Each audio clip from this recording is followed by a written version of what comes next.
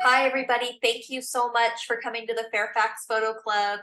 And this small little pre-recorded introduction from Sandy and I is due to the fact that I forgot to hit record and we missed the first 5 minutes of our presentation. So we are re-recording this part and we will splice this together and have a wonderful little recording to share with you all. So I'm handing the floor over to Sandy Hansher, and we will then soon be hearing from Catherine. So, Catherine and I met on Facebook, and when I was looking for, she's friends of mine, and connected in the same film world I am. And her photographs are absolutely wonderful. And so I suggested to Stephanie that we invite her to be one of our speakers. So she has an incredible background, born and raised in Hong Kong, San Francisco, and Provence-based National Geographic photographer Catherine Karnow has photographed for the Smithsonian, French and German Geo, National Geographic, National Geographic Traveler, and countless other international publications. She gained unprecedented access to Prince Charles for her 2006 National Geographic feature, Not Your Typical Radical. A notable life project has been her 30-plus years of photography of Vietnam from 1990 to the present day. For 3 decades, Catherine has documented Vietnamese families affected by Agent Orange. Her photographs and film, A Terrible Legacy, won numerous awards and led to the on-the-ground change.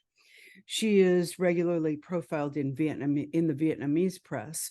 Her book, Vietnam, 25 Years Documenting a Changing Country, is available through Catherine's website. Catherine's passion for photography carries into her love for teaching. Her signature photo workshops in Italy, Provence, Transylvania, Vietnam, Cambodia, and South India are unique in the roster of workshops. Her workshops are all about bringing guests into situations they would never have on their own or on another tour. Luxury hotels, private villas, amazing food, spending real time with locals and experts to learn about and immerse into the culture, history, food, and what it's really like to live in that foreign country. These are just some of the highlights. Catherine's workshops are also about taking your photography to the next level, no matter where you are, even if you just shoot with an iPhone. Please join us to welcome Catherine Karnow. Well, thank you very much for that lovely introduction, Sandy. I'm delighted to be here to show you my photographs and share my tips on photographing people. And I just want to say that I've been seeing your photographs on Facebook, the photographs of movement and also stillness, and very impressed. I've been very impressed. Beautiful photographs, and I feel slightly intimidated right now, but I hope you will enjoy my presentation anyway on photographing people. I have to say I love digital photography because it does allow you to share the creative process with the people that you photograph. You can see the image right away on the screen. This was taken a few years ago in Vietnam. So I want to go right to the essence of people photography, right to the heart of what it really is about for me. People photography, it's complex, it's nuanced. I think it's a lot more challenging than we realize. I think that fundamentally, it's important to take within yourself, believe in yourself as you set out to go and photograph people, that photography can be used as a force of good. Of course, we know that photography exploits paparazzi, all that kind of thing, but that you yourself are not, your intention is not to harm. And it's important to start with that mindset as you set out. This is an example, of course, of photography as a force of good. It was an anti-malaria campaign in Senegal, and these photographs went on to make a difference. In fact, the organization, which was then called Malaria No More, was able to wipe out malaria by 30% in just a couple of years in Senegal. But I have a lot of examples of photographs coming up in which photography is a force of good on a smaller level, on a personal level, perhaps just on a one-to-one. What's so important is how you are, to project positivity, because after all, what you're looking for is to gain trust, to get access to places and people, to where they live, to where they work, to their emotions, to inside their hearts and their feelings. Be a person first. When they look up and see you, they should see your face. They shouldn't see a camera pointing at them. First, be a human being, not a camera. And the way that you are has a huge effect on the people and the person that you're photographing and your photographs. And this is a major, major important point. It's much more important that what lens you're using and what camera and how many megapixels and all that. It's how are you projecting yourself? Okay. So mood and mirroring, a big thing. I mean, your mood, the mood that you come upon, the mood that you project yourself, people will mirror you more than you think. What does that mean? Yeah. So for example, with this photograph, obviously I wasn't gloomy and quiet. I mean, I'm jumping around, laughing and joking and saying the few words that I know in Chinese that are positive, and I'm making them laugh. They were already feeling jolly, but they were basically sitting on the couch chatting with each other, and I wanted a happy, jolly picture. I was trying to illustrate a story of how the woman on the right, who is actually the person who brought me up in my life, that this is her best friend, they're happy together, and there were moments of jollity, and I was looking for those. So they're mirroring me. I'm being jolly, they're being jolly. Same thing here. This was a lot more complicated a photograph because it was entirely set up to do a portrait of this already jolly artist in Bangkok. And we went, you know, a lot of trouble went into finding him, getting permission, creating the set, putting things where they should be, creating a, you know, a fun looking set, getting the dog in there. But there's not going to be doggy jumping and barking and this artist laughing if I'm gloomy and quiet behind the camera. So there's a lot of jollity coming from me, as well as people that I kind of pulled in who could help to create a jolly atmosphere. Another kind of mood, I mean, there wasn't too much I needed to do with this picture because Chantal already had this lovely sort of quiet, poignant expression to her face, but I wanted to preserve that. So I'm going to make sure that my manner is matching how I see her to be in this moment and the expression that I want to elicit, which is just that I'm going to be gentle and quiet and low key and kind of massage with my voice, should we say. And what I don't want to do is to burst out into laughter or have somebody else come in and start joking and spoil that mood.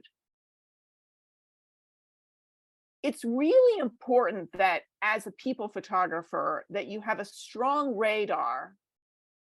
You have a strong radar, you have a strong intuition, a strong sense of feeling, as well as a very sharp eye to see and sense how people feel. You're watching them, you're feeling what's coming through from them, and you have to kind of adjust all the time to what it is that they're projecting, what are you projecting, to try to get just that nuance of expression or body language that you want. It would be like a violin, playing a violin. If you don't just hit that right note, it's not magnificent. It's okay, but you're looking for something magnificent and very true, whatever that means. I'm going to come up to that. What is truth in a portrait anyway? So photographing Prince Charles, I had to then Prince Charles, I had to have a very strong radar, because I'm telling you that one glance over from him towards me could actually mean, you know what, go away, you're off the job. I don't think I like you very much anymore. I mean, Prince Charles, I have to call him that for this, describing this, you know, he's very, he will just dismiss somebody immediately. So I had to be on my best behavior, but I was always so self-conscious about what am I projecting so that he gets a good sense from me. Even though he's not looking in the camera, this was the farthest end of the spectrum of my feeling self-conscious and very careful about how I was projecting myself. I had a chance to photograph this artist in Cambodia, very shy, very quiet, artist who had lived under the Khmer Rouge, escaped to Paris, was always haunted by these images in his mind of these of life back in Cambodia under the Khmer Rouge, and he has a need to photograph, but he's so reclusive and so private. And for me to even get permission to photograph him was difficult. Once that I had it, I wanted to be very careful, because not in a mean way, but he could also turn and say, thank you, and just walk away. So I'm going to be very gentle. I'm going to be careful with what I say and ask. If I say something that I see him just flinch a tiny little bit, just a little tiny something that crosses across his face, maybe I won't use that quote unquote tactic.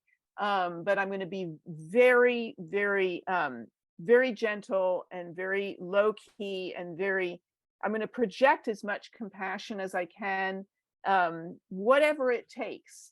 Sometimes I might research ahead of time so that I have a little anecdote to bring up, or sometimes I'm completely quiet. So I can go from being very, very chatty when I'm photographing people, like constantly talking all the time, to utterly and completely quiet.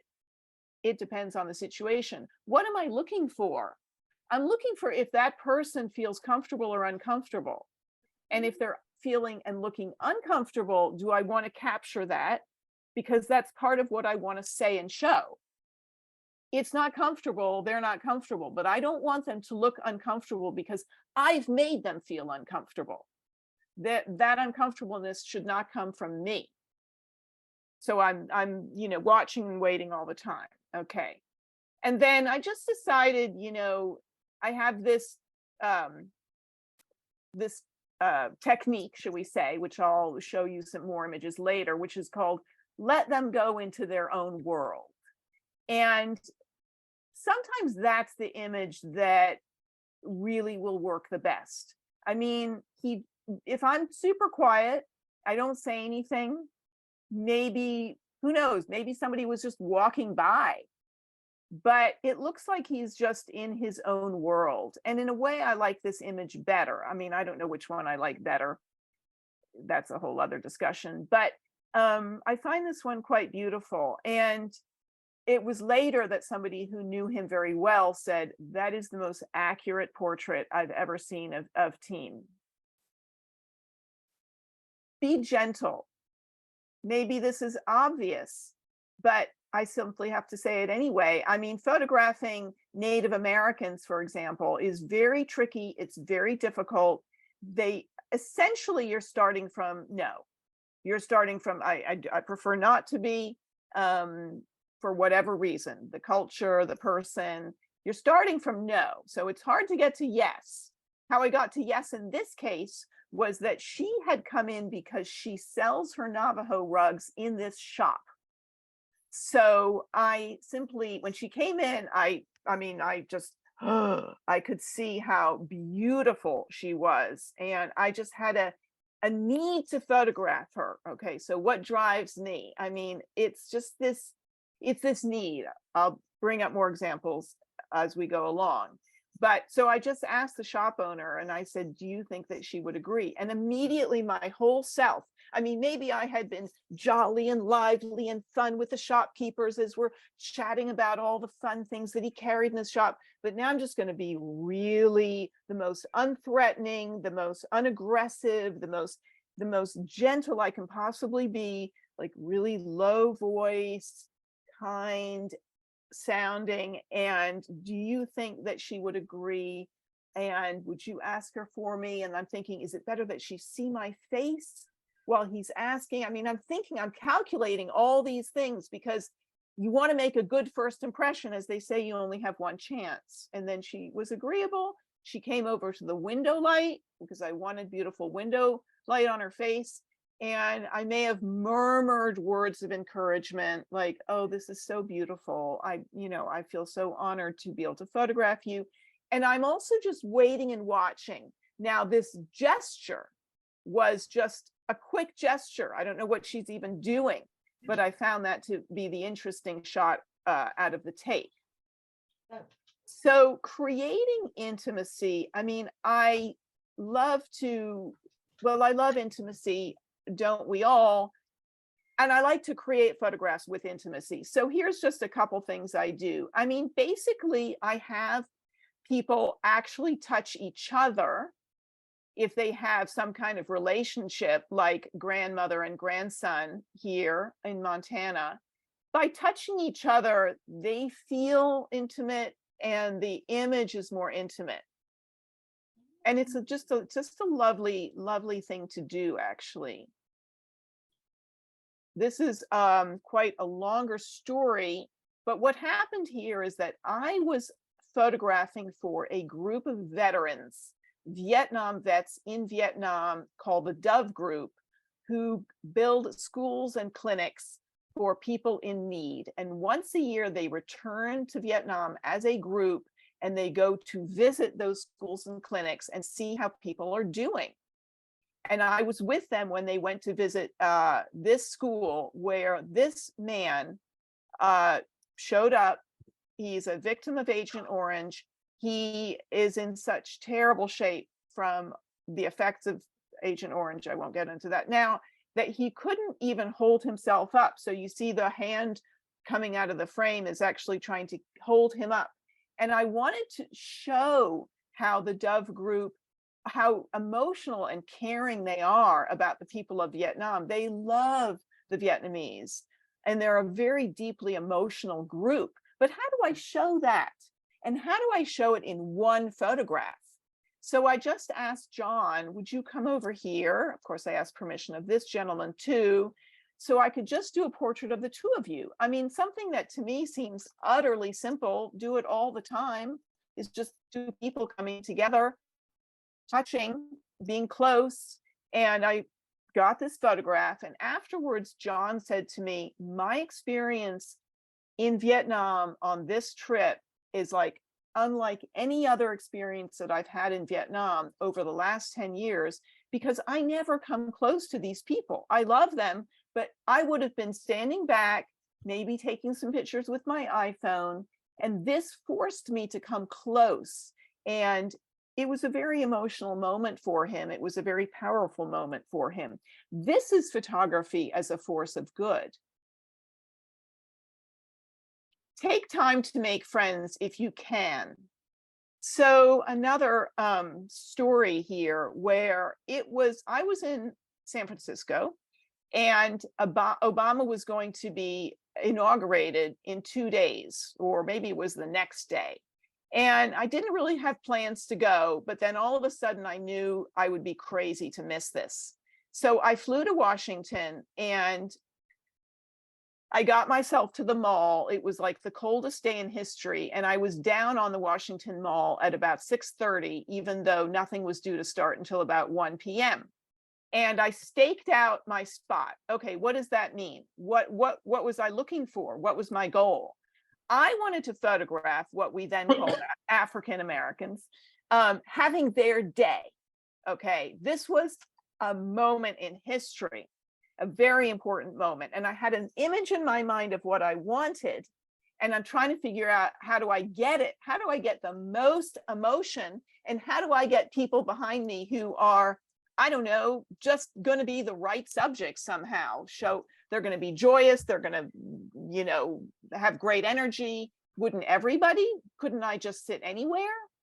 Well, I decided to park myself in front of these big screens, and I kept looking around to see who'd come behind me and come behind me and come behind me. I didn't like the first group for some reason. They just didn't seem right. I moved, and then a family came. I turned around. I started to make friends with them. We're talking at least 2 hours before anything would start. So I'm making friends with them, and they see, and I say, you know, I hope you don't mind that I'm going to photograph you at various moments. Fine. And then all of a sudden, after a couple hours of making friends, on the giant screen, suddenly you see Obama. I mean, it could have been a clip from anywhere, anytime. And this huge roar goes up, and I turned around and just snapped away. And this was the best shot out of many more hours of shooting. And I made friends with Earlene Jackson, and we are still friends to this day. So this was a carefully planned out moment. But what I really didn't want to happen, which was important, was that all of a sudden I turn around my camera and the person's looking at me into the camera. I wanted them to be so used to me by this point that they would just carry on in their own joy. So do you ask permission? Big question. We all wonder this. And I often am asking myself, should I ask permission, or should I just go ahead and shoot? How should I do this? And what does ask permission even mean? Does that mean that you make eye contact and give a little point to your camera and kind of hope for the nod from the subject going, yeah, it's okay? Or what does it mean exactly? I mean, that'll work for me. That's good enough permission. The angry look is not that's not permission. So what do I do about that? I try to go over there and explain who I am and what I'm doing, because naturally people are going to be confused. Who I am, what am I doing? I would say that my default is that I ask permission. I ask permission because otherwise I'm going to be super embarrassed to be standing up in a restaurant in Seattle pointing my camera at this very ordinary restaurant goer. It's going to be totally embarrassing to me. And not only that, I'm just going to look over and say, excuse me, what are you doing? So I ask permission because I'm essentially sort of embarrassed. And essentially, I'm actually not very comfortable until somebody says, it's okay. And then I feel more free. Of course, I'd ask the restaurant permission as well. I want to feel free to have as many opportunities and photograph for as long as I want. So it's even in my interest to ask permission. Apologize and compliment. So this is a big one. I mean, there's a lot. I'm apologizing a lot. That goes a long way. And complimenting also is a great idea and goes a long way. So here's a kind of, you know, this was not a hard one to shoot because this fellow had decorated his bed and breakfast in Bangkok, and he was very proud of it. And he didn't really need compliments from me, but I did tell him I thought he did a great job, and he was just tickled to death. I didn't need to apologize for taking his time, but I do that a lot. I say, I'm sorry for taking so much of your time, but what a fabulous sweater you're wearing, or whatever it takes. Or that's being a little superficial. I mean, if I want a compliment, I can get into something much deeper, much more important about the work that they're doing, or something that's not so superficial. What drives me? You know, I have to say, like, I've taught people photography and I've shown variations of this presentation a lot, but I change it for every single presentation. I change this one, and I'm always trying to get deeper to try to communicate why am I so obsessed? Why do I keep going? Why don't I just walk away and go, this is fine? Okay, I'm going to try to explain this now. I think it does come from this longing to connect that I think we all have. I hear some talking there. You might want to mute. Sorry. You know, for me, I connect with people through photography. And I think that's sort of an obvious thing to say in a way that photography is about connection. Obviously, other things are also about connection, but I want to try to go a little bit deeper into what that means. And I will as we go along, but I have a longing to connect with people, to, I don't know, to try to be in the same space with them, the same emotional space with them, to show them that I care about them. So I create sometimes what I call the cocoon of intimacy. And what this means is, so for example, here on the banks of a river in the Dordogne for National Geographic Traveler, there were lots of people around. I mean, it wasn't crazy, but people were setting up for picnics and that kind of thing. And first I asked the mother if I could have permission to photograph this little girl. I don't remember if she was already sitting there like this, but there was something so haunting and beautiful about her face. And I knew that I wanted this kind of photograph where she's just gazing really intently into the camera. So what I do is I do speak French, but doesn't matter because you can do this in any language or no language, which is just I literally use my hands and say, you know, this is just you and me together in this space. It's just us, and your eyes are looking right here into the camera. I think I might have used a Hasselblad with a tripod at this point. So your eyes are looking right into this camera, like right in, and I'll use a lot of gesture and expression on my face to show what I'm talking about and to project kindness. And again, I want to create that sense of trust and have them just pour all of their gaze and their emotion and their look right into the camera, and to make sure that they're not being distracted by the outside world, but which I'll just say, like, everybody's not here, they don't exist, we're just in this bubble and space together. And I just kind of massage that right into the photograph.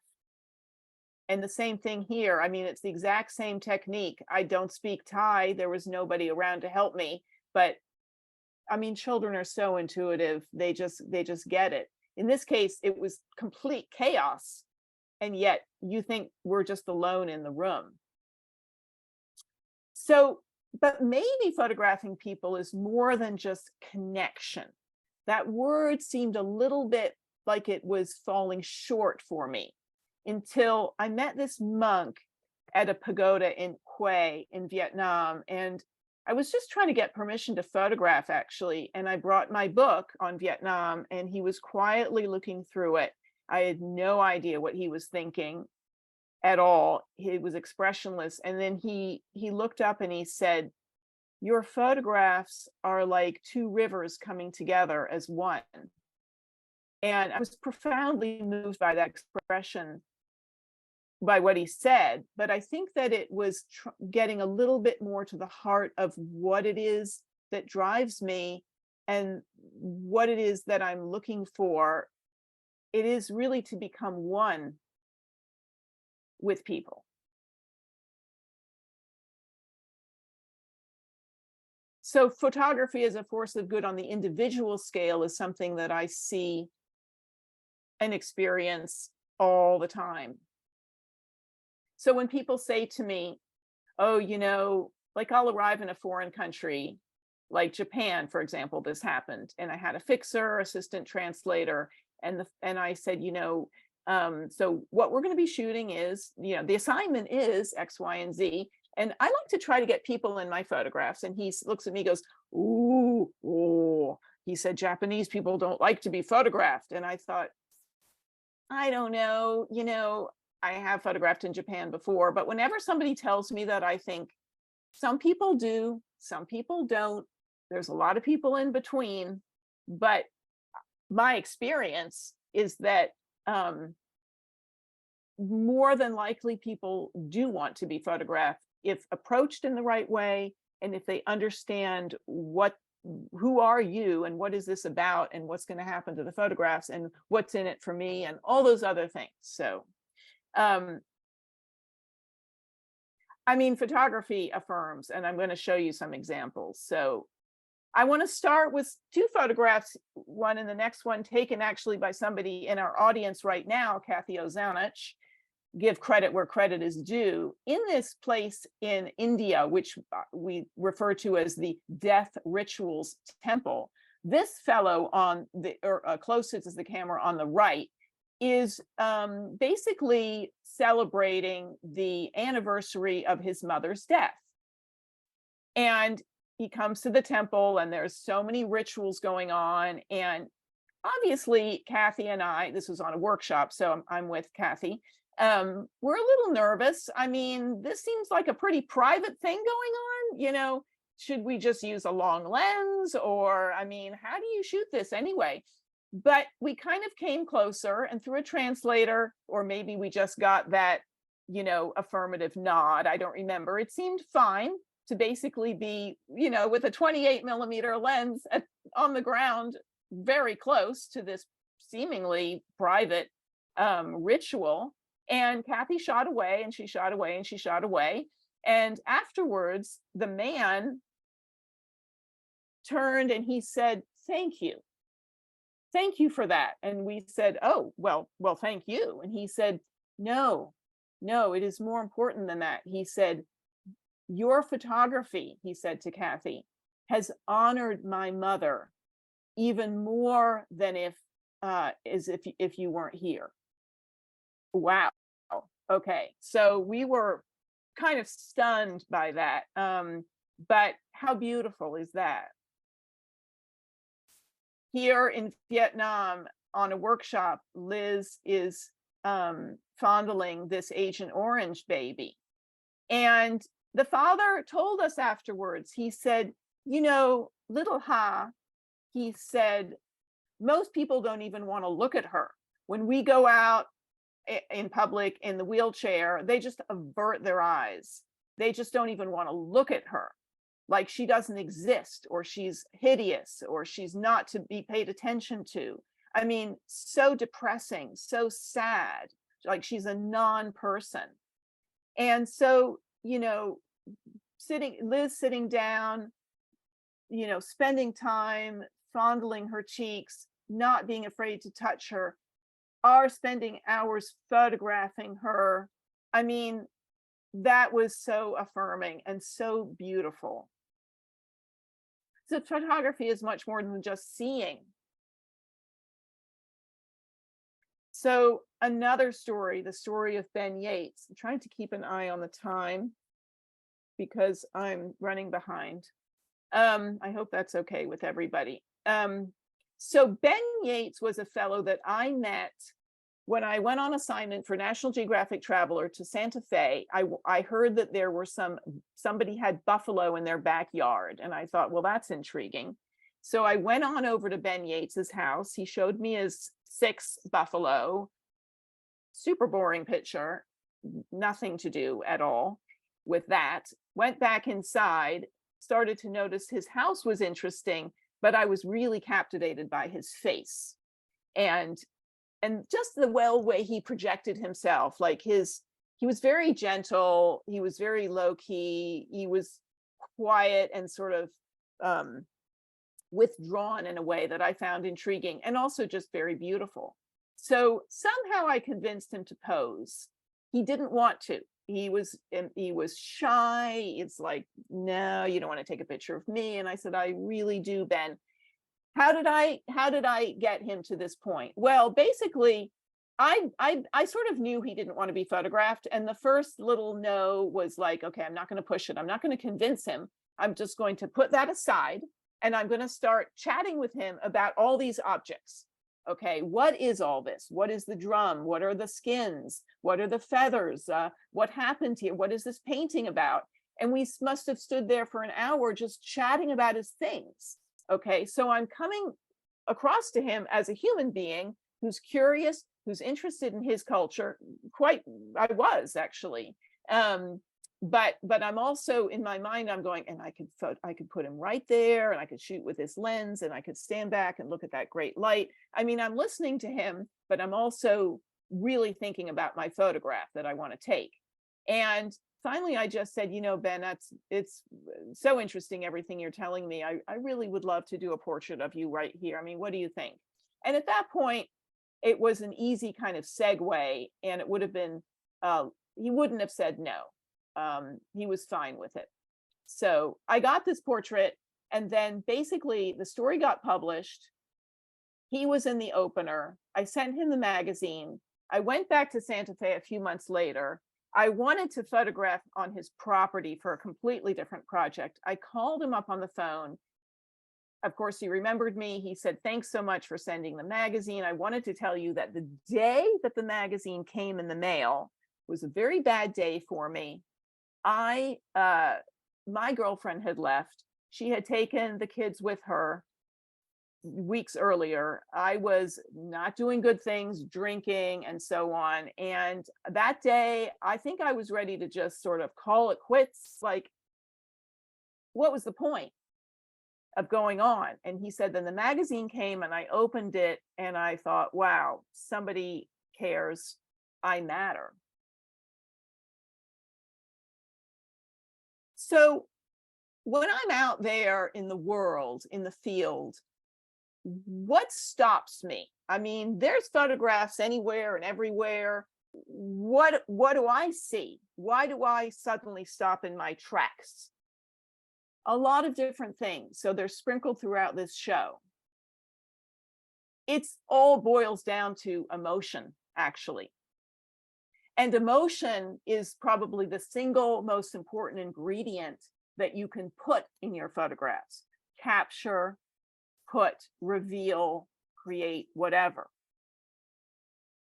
Here in Vietnam, I just had Tang sit down in this chair, and he got very wistful. I think he was thinking about his parents. This is my nanny who brought me up, actually, and where she grew up. And in northern Vietnam, it's the body language. This is a photograph that I never quite understood why it appealed to me. And year after year after year after year, I'd keep coming back to it. I'd keep keeping it in and not getting rid of it. And it's the body language, as well as other things, but I won't go too much into composition and all that right now. I mean, I was very moved when I saw this veteran of Dien Bien Phu at the Ho Chi Minh Mausoleum in Vietnam, and I stopped and asked for his portrait. So what is the goal anyway? I mean, what are we trying to achieve in people photography? We're trying to achieve images that have impact and emotion, that give the subject dignity and allow them to speak their truth. And how do you do this? I've explained some ways already. Hopefully, more of what I say will be instructive. So I want to show you some sequences, exactly how I got the shot, even though I will not show you every picture because it would be endless. We'd be here forever. So I met Ilona in Transylvania. She was Ava's mother. I met this family. Basically, that's a crazy story how I met them. I'm walking down the road, and I see this smiling face over a fence. I went right towards it and began chatting with Ava. She invites me in, and I meet her mother, Ilona. So this is not the beginning of the shoot. This is just the beginning of this sequence where she starts taking out all these old photographs, and it was just fascinating, of course. I mean, I wanted to just go in and start looking at all of them, but I was really interested in her experience with these photographs. So I don't have anything in mind. I don't know what I want to shoot. All I know is that this is getting interesting, and I'm going to stand back and let her start doing her thing. So this is the beginning. Okay, so the photographs are already all out on the table, and she's enjoying looking through them. Now, this could be fine. We could stop right here. What's wrong with this picture? What's wrong with this picture is that, I don't know, when you look at this picture, does it hit you in the stomach? you go, oh my God, that is, oh wow. Does it have impact and emotion? No. Does it show her truth? No, I don't think so. I don't remember what the other point was, but whatever the other point was, I think no to that one too. So let's keep going. All right. Well, I don't know. I don't know what to do. I'm just going to keep shooting and see what happens. Am I going to talk to her? I don't know. There's no translator around in this case. Then there's the little look up at me. Okay. Maybe I said that. Maybe I'm Ilona. Can you look up at me? Well, that's sweet, but that's, yeah, okay. All right. She's continuing to look. I'm thinking I'll go for a vertical now. Now I've changed it so the light is more, it's less side light and it's more sort of coming from 2 o'clock. Maybe the light, which is so very important, will start to bring some emotion into this that I'm not feeling and seeing yet. Okay, you know, she's enjoying herself, but this is definitely not the direction that I want to go in. And now she's really getting into it. She's getting into her own, she's going into her own world. I'm going to now be totally quiet and just let her go into her world. Or her daughter comes in, I'm thinking, well, that could be good, but no, that definitely does not work. That's just not going to work. So Ava, thank you. Can you step away? Okay, fine. And then she starts to really go into her memories, into her mind. And I'm thinking that is gorgeous. I mean, that's beautiful. Something's starting to happen here. I can feel it. And then I'm thinking I'm getting it now. And she doesn't have to be holding up the pictures and looking through them one by one and reacting to them anymore. I've gone past that. I've gone past it. I'm staying long enough that I got past a lot of obvious stuff. Not a good expression on her face. I don't know. You can sense you can feel the emotion. If we were to go back and forth between pictures to figure out which is the best one, we'd say, no, that one shows more emotion. There's something going on with her expression that she's kind of lost. The photographs have made her get lost in her memories, we think. And then this was the one that I actually was the happiest with. There was something about her expression that I went between this one, which I think is really beautiful, and this one, which has this air of resignation to the fact that time has passed. And that one I found to be more intriguing.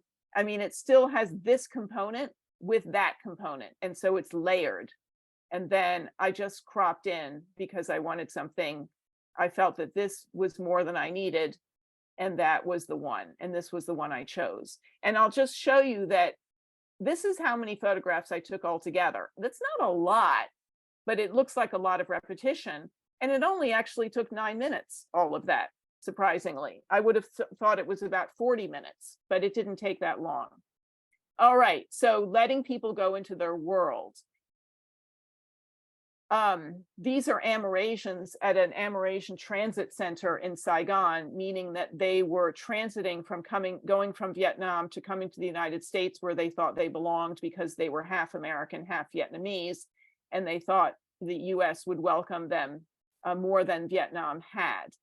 And I came upon them in their dorm room in the transit center, and there was talking at first and asking them questions and this kind of thing. And then they just went into their own world. It's a very important part of photographing people, I think, is to let them go into their world. Same thing here in Hanoi, where he just started playing his 1-string guitar and he just got lost in his world. I mean, I love these kinds of photographs, really. And here on a train in Vietnam, you know, she's just going into her world. Who knows what she's thinking? And here in Transylvania, I just took this in November. You know, the people in Transylvania are so unbelievably, they just have it all in their expression and their faces. And you can go into their homes and they'll just look at you and you just melt, and they'll look away into their own world. It all just happens very quickly. Or it can happen like this. Now, this is on a bridge in Polignano in Puglia, where there's hundreds of people around. I mean, you can barely move. You're being jostled around left and right. You can't believe you could get a shot like this of one beautiful angel who happens to be standing on the bridge, who happens for a split second to just look off. You know, I mean, it's amazing how you can find these people in their own world pictures, make them, create them, come upon them, if you stay very focused within the situation. I mean, I can't emphasize enough how much you have to stay in the zone and concentrate and watch. Sometimes I say you're like an eagle looking for a mouse. I mean, you've got to really be sharp. And then there are those times that people never seem to notice that you've walked up, you start taking pictures, they don't really care. And this happens a lot. And this is an important point to keep in mind, because when we feel self-conscious, it could just be us. Maybe it's not them at all. Maybe nobody cares at all. All you can do is start. And if you start getting the look over at you, you're like, okay, time to do something about it. Or maybe nobody really cares that you're taking pictures. You're the one making a big deal about it. Here in Hanoi, I did hang out for a long time with these barbers. And so this is under the category of, if you stay long enough, they'll forget you're there. Well, they got really tired of paying attention to me. I really did not move from this spot for a long time. So they just gave up. They just got bored with me, quite frankly. But here in a cemetery in Transylvania, I came up and they just didn't seem to care. I mean, I'm standing right there pointing the camera. Or here in a church in Transylvania, I mean, I'm standing on a pew while they're having a church service, pointing my camera down at them. Nobody cares, which is a great relief to a photographer when you are in those situations. And here in China, nobody's paying any attention to this white girl in the middle of what's it called? A temple in the middle of nowhere in China. I swear I was the only white person around for miles. They did not care. Obviously, the show was much more interesting than I was. And here on the tube in London, I was terrified taking this picture. I mean, why? Because he might have given me a dirty look. I mean, he's not going to stand up and start swatting me with a newspaper. I mean, what's the worst that can happen, as they say? I would just be so embarrassed, really. But nobody seemed to care, or they didn't notice. All right, so what else stops me? Again, emotion. In this case, excitement, energy, and joy. I mean, I see it, I go right towards it. I hear it, I go right towards it. In India here, look at her iron. That weighed so much, I could not even lift it. And yet all day, every day, she ironed with this thing, full of hot coals, amazingly enough. Here in Umbria, the priest at this festival, I don't know, he just picked up the pom-poms. I mean, you gotta love this shot. I couldn't believe this. So how much do you direct? Well, there are rules about that. First of all, when you're shooting for a newspaper or anything that's pure photojournalism, you do not direct. And it's done, but you don't. That's the rule. However, if you're shooting for a travel magazine or any number of other kinds of magazines, lifestyle or whatever, or even not a magazine, you can direct. I used to do it all the time for National Geographic Traveler. They didn't mind, not for National Geographic. You couldn't do it for them. And then actually I got a little bored with directing so much, so I don't do it so much anymore and like to see how life unfolds. But this is a totally set up shot for Traveler. Everything but everything has been placed by me. Everything that you see, the light, the tiki torches, all the plants are put there. All the people have come for the shot. They're all set up and arranged. And now they're holding still, acting like they're in the middle of something for a good 4 seconds, over and over and over again, because it was low light and early days of digital without high ISOs. So very directed. This is not, it's directed in the sense that the clergy here were coming out of the church in Transylvania. I wanted a group shot and I wouldn't let them pass me because I really wanted this group shot. So how did I get it? Well, first I'm just like, oh, group shot, fantastic. And sometimes I just talk in English. I can't remember if my translator was around, but I'll just say it in English and hope that the idea gets through somehow. And then, you know, just kept them there, didn't want them to move, communicated with them that this was really important, really beautiful. I'm apologizing for keeping them. I'm complimenting for them for how wonderful they look. And then what's so important with this photograph is that all their eyes are looking directly into the camera. And that was difficult because there were other people around. And as you know, when you're doing a group shot, you often have eyes darting around.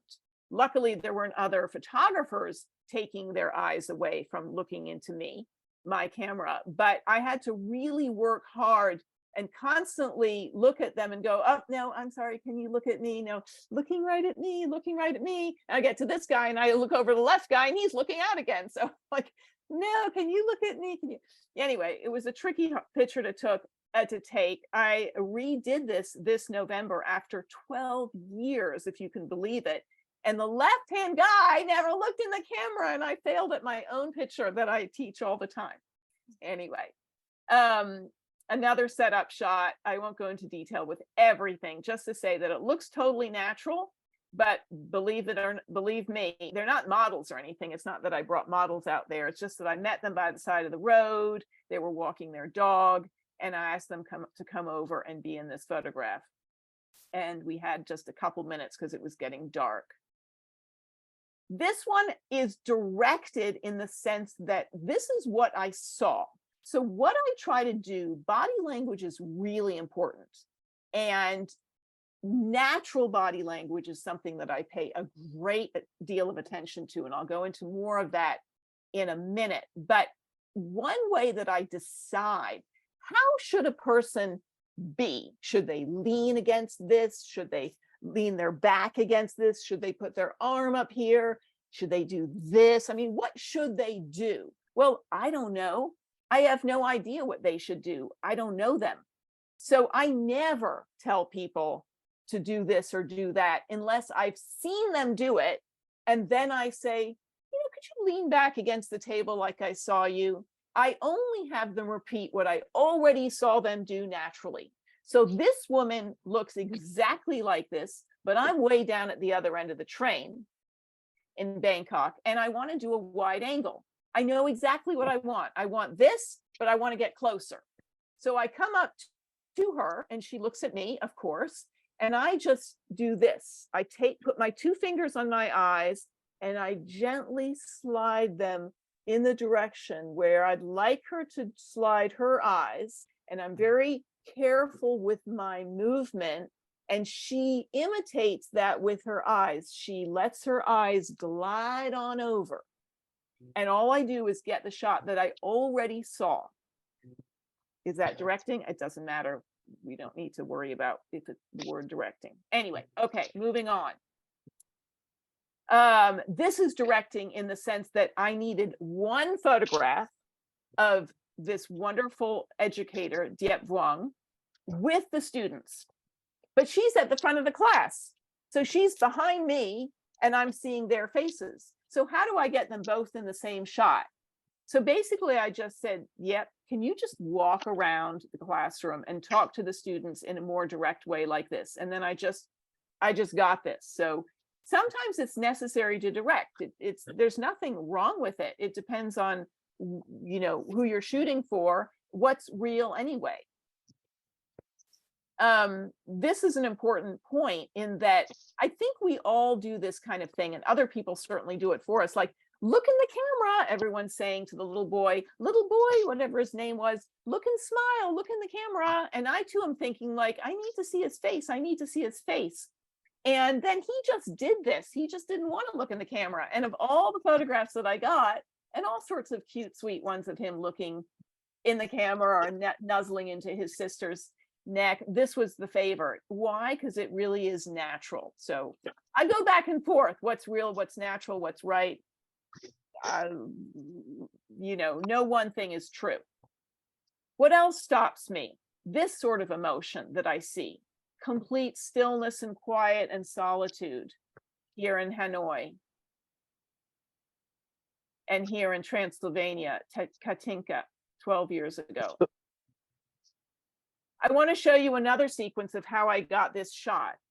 I hope I'm not going over too much, but I don't know, Stephanie, you can unmute and tell me to hurry up if you want. All right. Okay. So Eliane in the church. How did I get this shot? Eliane, she's kind of the caretaker of the cats in the church in a village called Seyon, near where I live in France. So here's a shot. It's fine. What's wrong with this? Why not just leave after this one? It's a very nice portrait of her. Does it move you? Does it say anything about her? I don't know. It's missing. What drives me? What drives me is the fact that it's not good enough. That I look at it and I just go, I don't know, can't I do better than this? Something's missing. I want to show something deeper about her. Even though I don't really know her very well, I know there's something deeper I can show. Okay, so this is just a few grabs out of the whole series. So obviously she's talking to me. That's not a good shot. The mouth is uncomfortable. I love the smile. I will always go for the smile. She's definitely a smiley person. That's sweet. Now, why not just leave after this one? This is perfectly fine, but something's missing. She loves cats. Let's show her with the cats. She's in charge of feeding all the cats in the village. So there's these. She's with the cats. She's opening up the can. She's feeding the cats. Fine. Very nice. Okay. Fine. She's showing me the flowers that somebody gave her as a present. That's nice. Great light. Bounced off from somewhere. Very nice. Perfectly nice portrait. They're definitely getting sort of better in a way. It's beautiful light. I love these moments where they just sort of look off. Then I go into the church with her because she's got to go in to start caretaking. And I notice this light, and that's like, this is an interesting light coming through the stained glass. Beautiful, magical, amazing light. That's something that you want to try to use when you can. So I put her over here. It's posed. I mean, she's come over here to where the stained glass is coming through. That's not bad. That's a better framing, but her expression's not right. It's okay, but we're not there yet. And then she just closed her eyes. It's not a blink. She just closed her eyes, and I felt that this was the right shot. For many different reasons, this points to many different inner truths about her. I won't go too deep into it, but she's a very spiritual person who believes that when she's in the church, the spirits are coming into her and so on. And so this to me is a way more beautiful than anything that I took outside or the ones leading up to this. All right, so how do you deal with sensitive situations? Well, sensitive situations just take more work, more effort, more sensitivity on your part, perhaps, but it doesn't mean you just walk away or you can't do it. So Aboriginal cultures in many different places in the world, especially in Australia, don't like to be photographed. Aboriginal people don't like to be photographed. It's you starting with a no. So this is the same kind of situation as with Ben Yates in his house, where I knew that this gentleman would not say yes off the bat. And I didn't know if he'd ever get to yes. But we basically spent a long time talking about the didgeridoos that he himself makes. And he saw that I was a human being, that I had interest in his culture and so on. And it wasn't difficult to ask him just to sit. And not only did I ask him about them, but we were rearranging them all over the place for me to do a still life. And we're picking them up and moving them around and twisting them around. And I'm asking him what all the animals mean. And that's cool. And, oh, let's get this animal over here. Oh, what do you think? Should we put this one with the wheat over there? And we're creating the whole photograph together, the still life. And then for me to ask him if he could just sit down was really just an added question that gave me an easy yes. This is a more complicated story. And since I'm running a little behind, I won't go into it deeply, but just to say that to photograph these traditional sort of medicine women, for lack of a better word, on a reservation in Montana was very difficult. to get permission photograph, first of all, to get them to agree.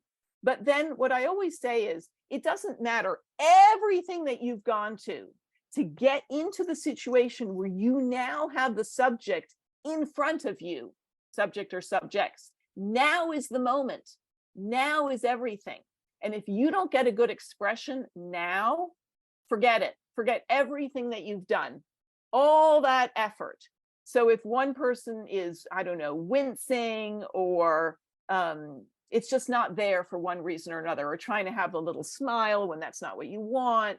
So now it's up to you to elicit from your subject or subjects the expression that you're looking for, or that you don't even know that you're looking for it. They just pour it into the camera and you go, this is it. I didn't ask for that. And how did I get that? Well, I wanted to present myself. I mean, I'm standing in front of them. I'm a person standing in front of them. It's not just a camera. I want to project just the right kind of tone where they'll have respect for me as a professional, or at least as someone who knows what they're doing.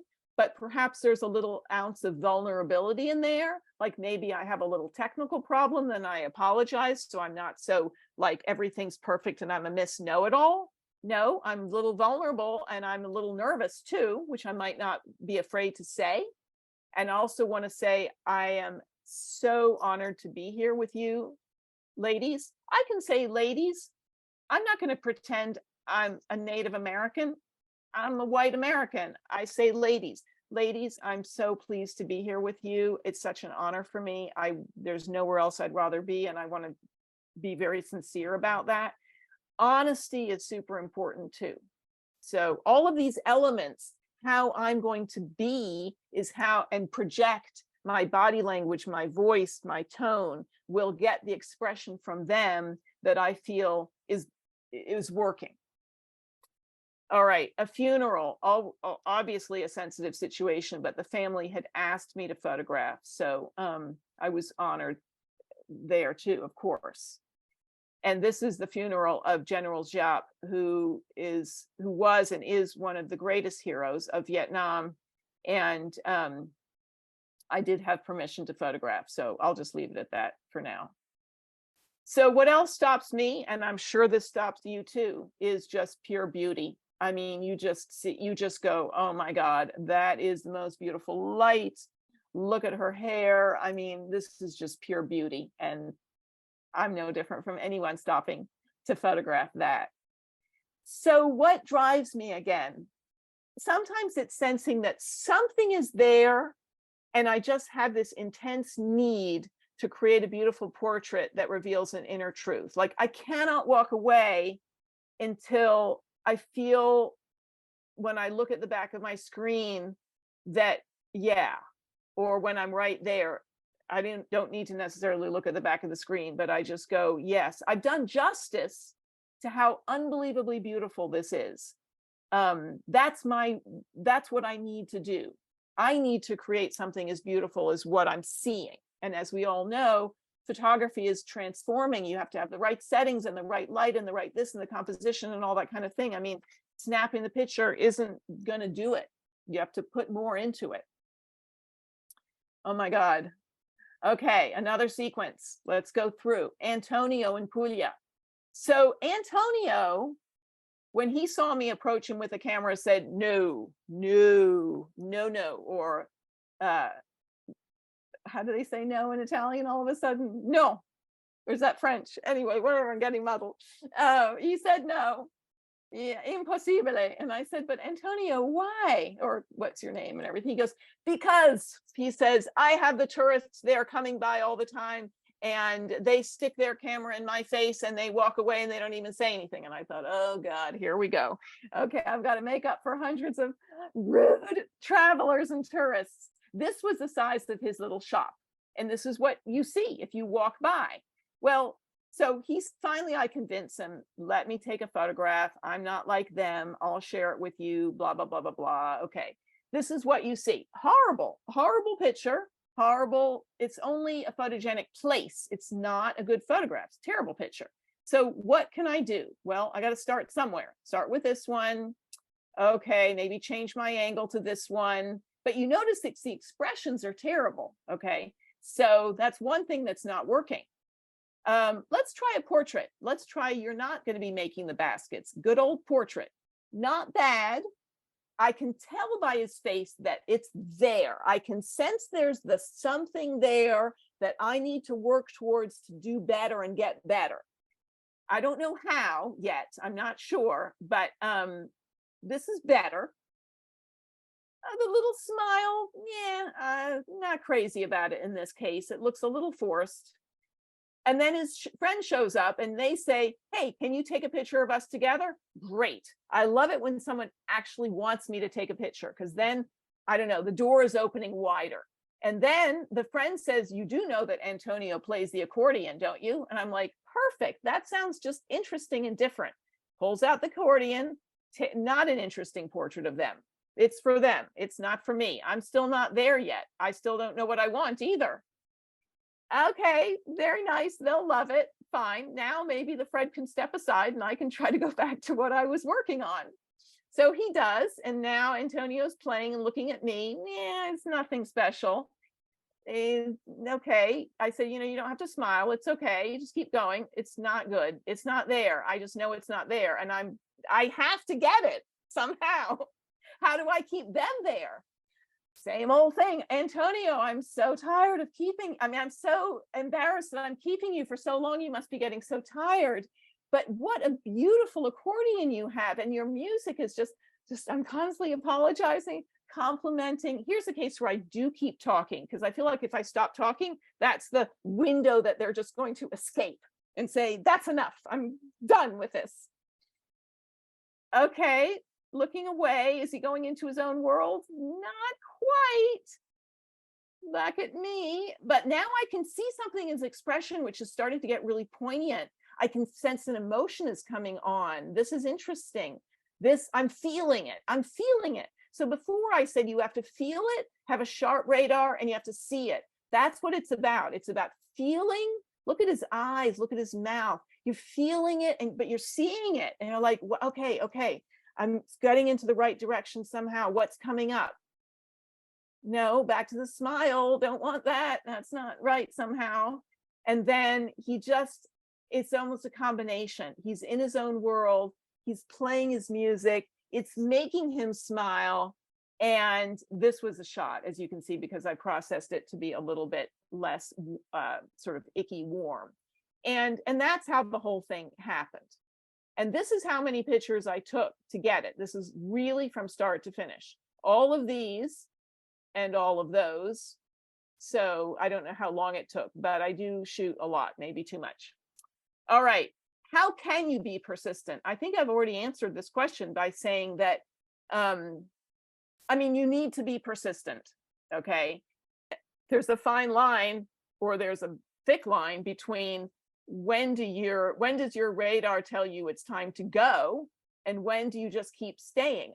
Most photographers are persistent. That's what we are.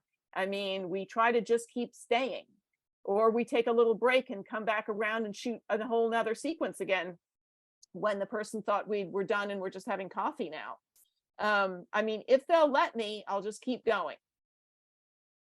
So with this guy, he was a member of the clergy of that group shot, and he was leaving this little room and ready to go home and have lunch. And he was just walking past me, and he turned. And when he turned, he looked at me exactly like this. And I just went, this is incredible. Look at this guy's face. This is just amazing, and great light and a good background and everything. But I needed my tripod because, again, sort of early-ish days of digital, 12 years ago, and not a high enough ISO. Plus my hands are trembling. I'm so nervous. And I just put up my hand and I just said, just wait there. Just stay exactly right there. I'm saying this in English. I'm like, it's so beautiful. It's so amazing. Oh my God. Oh, please just stay there. Oh, I must have this photograph. I must have it.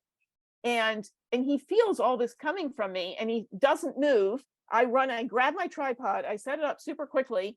He looks exactly the same the 15 seconds later, and I got the shot. Okay, I'm going to have to go a little faster because I will not be able to go into every story, only to say that when I finally got permission to photograph at the Zendo in at Tassajara in Big Sur, they told me to stand way at the other end of the room, way behind me, where I don't like to shoot like that at all. I like to shoot with a wide angle. And I just took the tripod and I kept inching it forward, inching it forward, inching it forward. I'm waiting for someone to turn around and give me a dirty look. I got all the way up to this point. Nobody seems to care. And that's how I got the shot. All right. So, all right. Again, you know, research, anticipate, and stay with the situation. If you don't research, at least anticipate. So these funny characters were going around Montreal and hassling these businessmen and hassling passersby, like just joking around with them and teasing and poking them. And the anticipation part, no, I knew that they were going to be doing this to bystander after bystander after bystander. So I see these guys and know they're going to be next. And so I anticipated and got myself into the right spot. Let me go a little bit faster and skip some images that just repeat. This is basically staying with the situation. So this is at a farmer's market. He's the vendor and I'm just standing there. I get permission and then I just basically stand there. So, you know, I'm sure you've heard this before, but you really have to stay with the situation a lot of times. I mean, if you just point and shoot, then you're just relying on luck. We're trying to get past luck. All of these images are to demonstrate you're trying to get past just luck. All right, so what do you do if you don't have a lot of time? Because sometimes we don't, for one reason or another. Well, you can still get a decent picture. I mean, it's a matter of control. It's a matter of being in control of yourself. It's a matter of being in control of other people. And I don't mean that in an aggressive way. It just means, again, communicating to them that this is really beautiful and wonderful. And I really want this photograph from you and of this, of you, from you, whatever. Please, you know, it's projecting your need again, your desire, your want. Okay, so let's get into the environmental portrait. There's going to be a surprise about this later, so pay close attention. So environmental portrait is really just that. I think all that means is that you see the environment. That's pretty much it, whatever that means. This was my father's office. So, I mean, I love environmental portraits because I think the environment says as much about the person as their face, probably more actually. These people lived in this tiny little shack. This is their environment. A portrait of their two faces says nothing. This is, I'm smiling because I know Kathy is smiling too. And so is Ken. Sorry, I'm not being cryptic there in the audience. And they spent time with our good friend Giovanni Guarini here. This is his environment. I mean, this is his palazzo. A close-up of his face not going to show you that he's a duke living in a palazzo that looks like this. And this is this guy's environment, his collection of this religious statuary. And this is even their environment. I can't remember their names. Their they're married couple with their dogs. Their environment is this village. So that's their environment. And this is Luciano's environment. Here he is with his tiny little Cinquecento. So I just love these environmental portraits. This is this guy's environment, this artist with all his art. What about the close-up of the face that we all see this photograph a lot, and some people have got very famous photographing close-ups of faces. Generally, I have said for many years that I'm not that interested in a photograph of a face. It's fine, it's sweet. In this case, I think she's the sweetest, adorable little old Vietnamese lady. I mean, how can you not love this shot? I love the shot, but is it really interesting? Is it really intriguing? Does this face tell a story? No, the face does not tell a story. That's a big myth that the face tells a story. Sometimes it tells a story. It usually doesn't tell a story. We're projecting that it's telling a story. This face and this portrait does tell a story. And this is General Giap, who defeated the French and gained Vietnam their independence, and has sometimes have thought to mastermind also the end of the Americans in Vietnam, which is not true. But anyway, the reason why I think this picture tells a story is because the two halves of the face, of his face, really indicate the two characters of this person. And even his son told me, yes, you're right, Catherine, or not that I'm right, but yes, this portrait does show that. The left, our left, shows him as the ruthless general that he was, and the right shows him as the compassionate Zen monk general that he was, and the grandfather and father that he was. So this is, I think, one of the rare pictures that you can say really does tell a story. However, over all these years, I've stopped saying that just close-ups of faces are boring and don't do it. And now I say, go for it, because I think it's actually can be very interesting, especially if you pair it up or put it in a grouping of pictures that will help to tell the story of who somebody is. And then, of course, sometimes you just have a face like this, like Katinka's father in Transylvania, who's just amazing. I will say that I cropped this. I showed all of him, and I showed his cat too. And in the end, I just liked this better. So I cropped to show the face.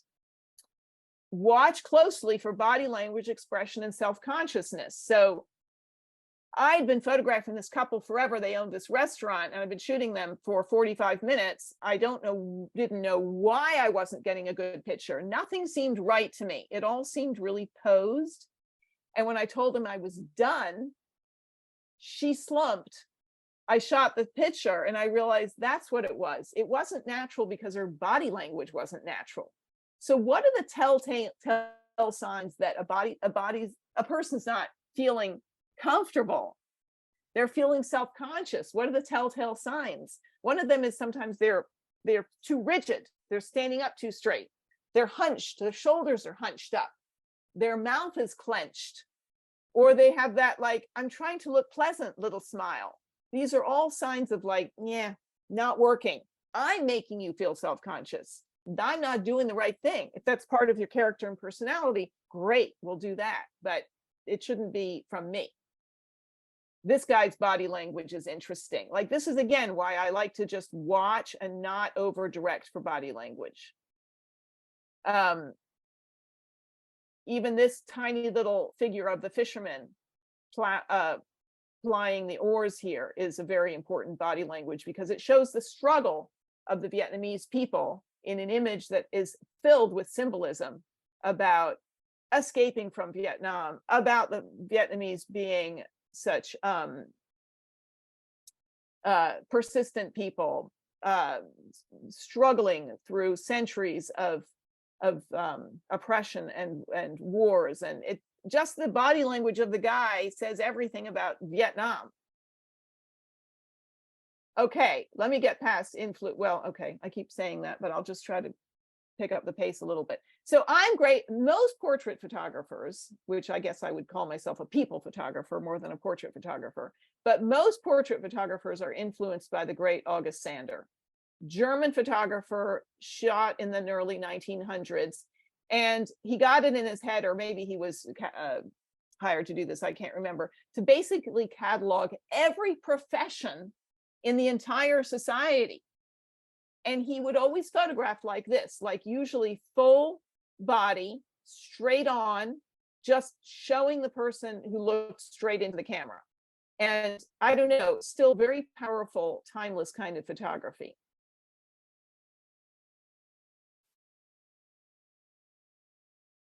And so I still love to do what I call the classic and the simple portrait.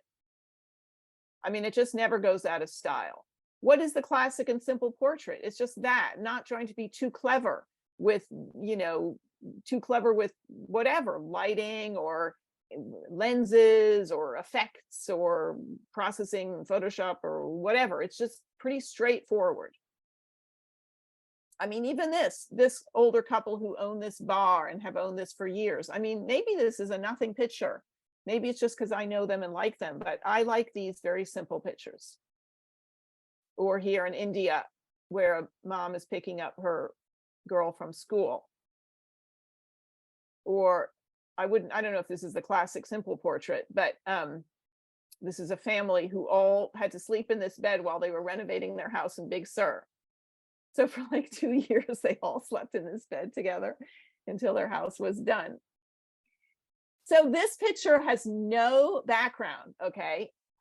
But this got a huge sense of place because this is Puglia, and Puglia is all about white walls, white. So there's a sense of place in this picture from the wall being white. And let's not forget the beauty of black and white. I love turning my pictures into black and white, especially when they're very timeless. Like my husband here in a cafe in Paris, and here he is in the village where he grew up. I mean, black and white is beautiful to play around with. What else stops me is when I see intimacy, like this clothing designer who was just saying goodbye to his little daughter before going off to work that morning. What else stops me? A face, a look that penetrates, or that far away look. I mean, sometimes you just see a face and it just like drills right into you. Or that far away look. Extraordinary subject matter. This would stop anybody. I mean, this incredible goat farm in southern France, this crazy place in Paris called Des Halles, where they were having a cocktail party with all these stuffed animals around, nobody paying any attention or touching the animals at all. I mean, it's so bizarre. Or these lovely little twins in Burma, or these triplets in LA. I mean, this didn't stop me. Like I just wandered into their home and found this. I met them earlier and set this up. Okay, my goodness, going really, Stephanie, I'm going to ask you to unmute and tell me if you want me to go faster or skip over. We lost about 4 people, and I think it's because of the East Coast thing. So Okay. I'll defer to you.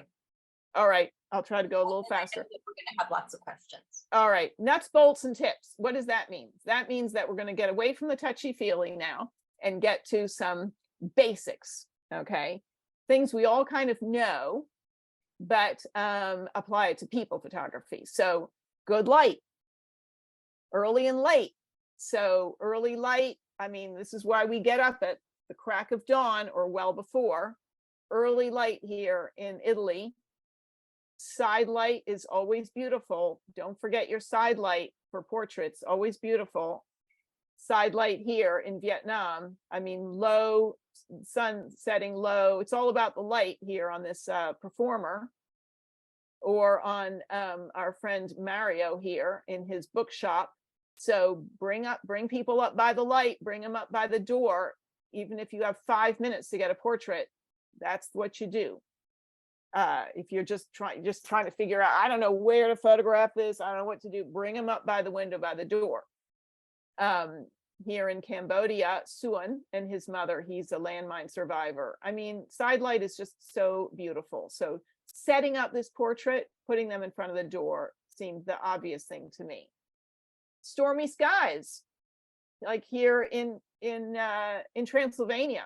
I mean, stormy skies are great for landscapes, obviously, but also good for a people picture like this shepherd.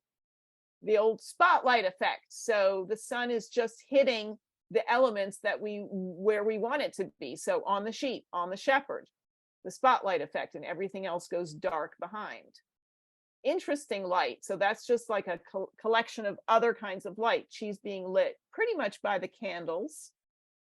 And here we saw this one, Eliane, already lit by the stained glass, the sun coming through the stained glass. And then this is interesting light. It's these vendors in Vietnam are being lit by store windows that are in a Finding Nemo theme, and therefore underwater scenes, all blue, and that light is projecting out onto their faces. Now, this isn't just like an interesting light. This is an important light because this light is part of the story. And when I say story, I really mean story. We use that word a lot and sometimes when it doesn't actually mean anything, it just sounds good. But the vendors have come in from the countryside. Their poverty in Vietnam does not look like poverty as we think. They're poor. This is poverty. They're feeling blue. I mean, don't mean to try to be funny about it, but I mean, they're looking at stuff and goods in this store window that they will never be able to afford. And this is the beginning of, this was taken at the beginning of people starting to get rich in Vietnam and leaving poor behind. And so the light is an important element in this photograph. The color of the light is a very important element in the caption, in the story. I love backlight, just beautiful. It creates this lovely rim of light that separates the subject from the background. Here, the sun is directly behind her face, and I absolutely wanted this angle for different reasons. I was insistent on this angle, and I kept trying to figure out what to do with the sun coming into my camera until I just decided she should block it, which brought me down onto the ground, crouched, squatting on the ground. And then I realized later that this angle actually is what the story is all about. Her story is all about, which is she moved back to the land to be closer to the land and closer to the animals. And if, you know, I thought this picture really illustrated that better than if I had been sort of pointing down, shall we say. Very dramatic backlight. This is super trendy still, I'm noticing these days, but still fun if it works for the subject. Flash, I'm going to throw this one in here. You can see your smile, Kathy. It was a great idea to add flash to this picture because, first of all, we didn't have great light, and it's a very flashy picture. So flash is not, you know, flash was for the effect. Flashy subject matter, add flash. All right, separation is such an important aspect of good photography, people photography included, meaning that all the elements are in their own space and there's separation. So that's what it is. If you go left to right on everybody, and Castro up there, you can see that everyone's got their own space. Okay, look at very carefully at the separation. I'm obsessed with what's behind the face, especially what's behind the profile. Got to be clean. You've got a little sliver there where he's separated from Christ on the cross, just enough. So separation is really important. Okay, separation between him and the words on the menu. Shooting through, this is now we're going into how to make your pictures more interesting, but also have meaning. I mean, I'm shooting through the window here at this bride, and it just, the window and the reflection on the window, the reflection allowing us to see that it is a window, just emphasizes how isolated she is, kind of like trapped in the new marriage with this guy who's smoking a cigarette. Sorry, I can't help but say that because that would seem like kind of unfortunate to me too. Anyway, but the reflection, the shooting through the window, I think adds to the story. And balance and harmony are so important to all photographs, including people photography. So you see here, there's balance between the maker and the statue on the left. You see there's balance between the guy riding. He just fills in that space there so it doesn't become too left heavy.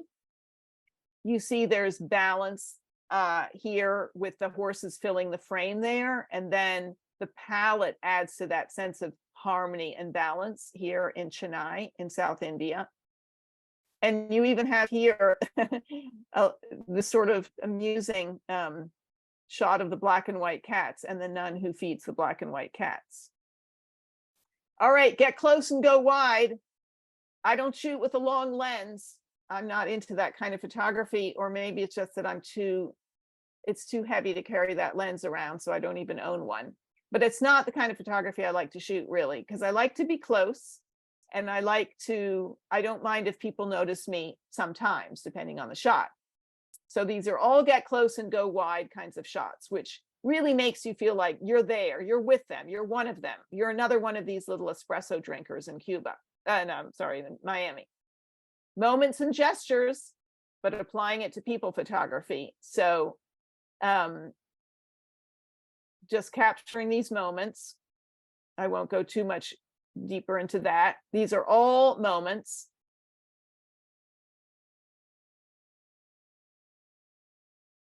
And the gesture is so important here. So it's the hand. This took a lot of photography to get it right. The body language, the gesture, the moment. Just this moment when the monk comes out of the temple. And this is an important moment, so to speak, or split second. It's just the split second when Mrs. Mayapuram here slides her eyes from looking at me into just looking away. It's so subtle, it's so slight, but it's so important. It just adds pathos to this picture, I think. All right, let me move a little bit faster. And stillness. And I was happy to see that on your movement pictures, some people decided to just put in stillness, because I think that stillness is so beautiful. And you don't always have to have a moment and a gesture. And I think that for editorial photography, that's becoming a little out of date now. Just to have some stillness.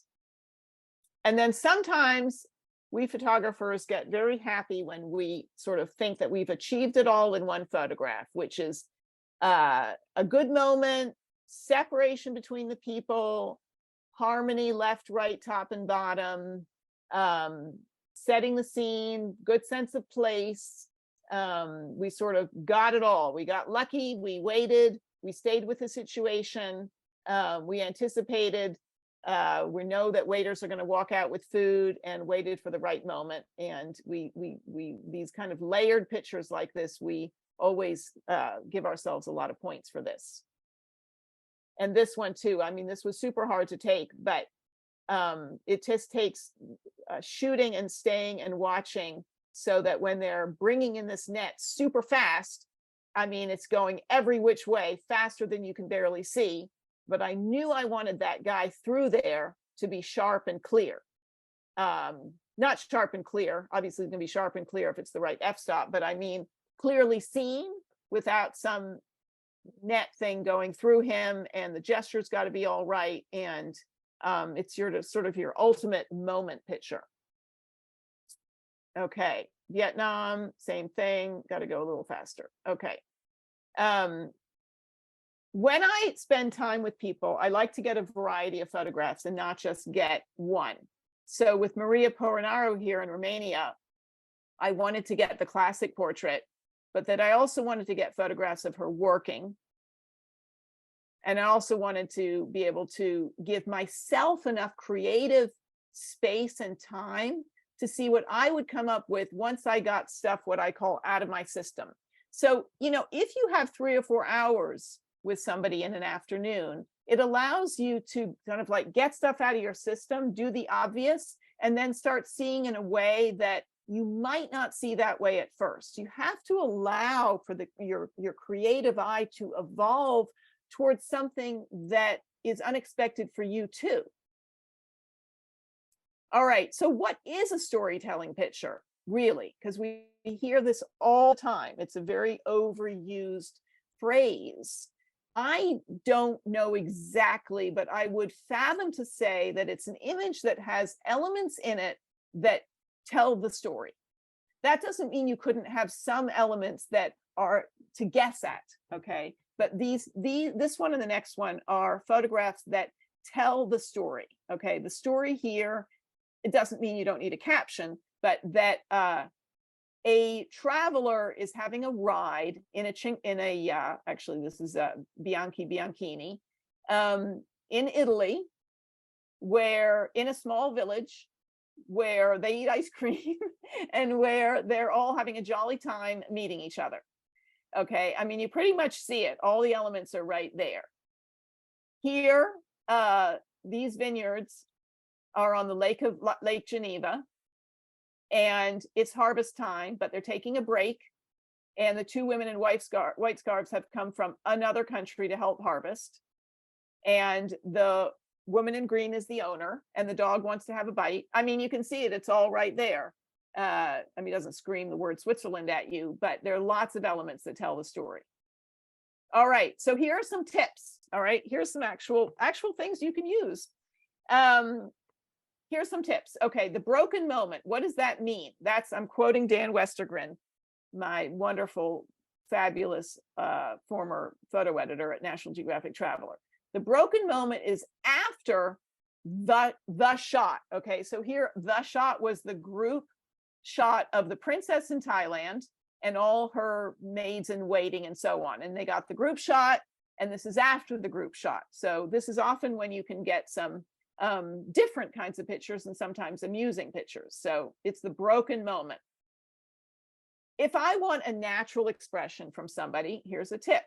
If they're just looking self-conscious, or I don't know, I want a nothingness, so to speak, I'll say, no expression, please, which is really kind of interesting to say that, because then they just do what they want.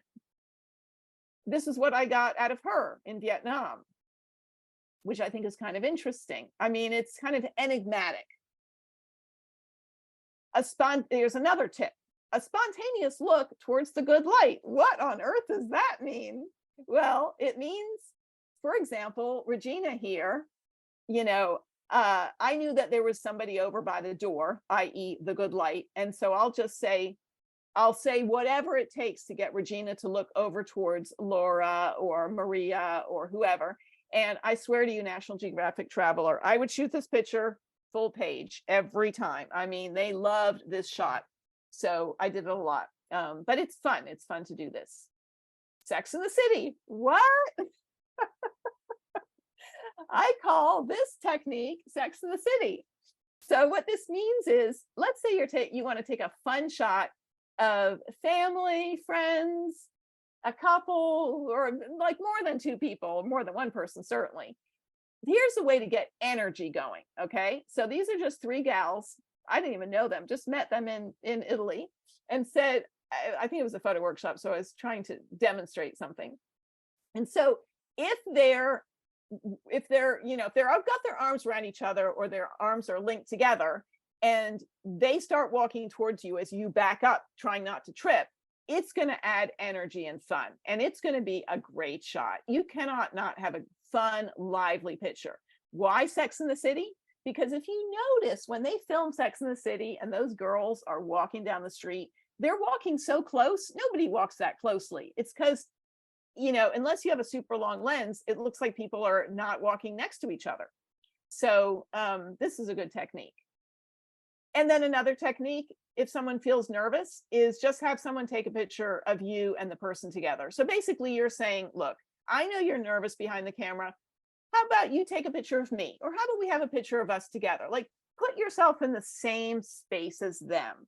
Enjoy sitting and being with them, having a picture taken. Okay, here's a fun way to shoot a group portrait. Now, this one's very useful. Okay, so this is what we do. We do this on the workshops. So first we start off, and most people think, if they've never done this before, that we're just going to do a good old group portrait. Let's line up by tallest person in the middle, shortest people at the end, and have a nice smile. Maybe we can hold hands or link arms or something and look in the camera. And most people think, well, that's good, we're done, right? No, we're not done, because I don't know how this ever got invented. But what we do is we have somebody shouts out, change. And then everyone has to run around until someone shouts, freeze. And then wherever they are, they freeze and look in the camera. And then someone else shouts, change. And everyone's running around like crazy until someone says freeze. And we do this enough times. Sometimes it doesn't really work very well. We do this enough times that it just gets crazy and fun. And we do end up with a really funny picture. So it's never like a normal group shot. So I do encourage that. It also gets people who are stiff to kind of move around a bit and get going. All right, I'm gonna keep going here. I feel like no one's left and I'm just talking to Stephanie. Anyway, pairings are really fun. Okay, I love to do this. So basically pairings are just that, two pictures together that have some kind of a meaning or reason to be together. Claudia here did the painting on the left.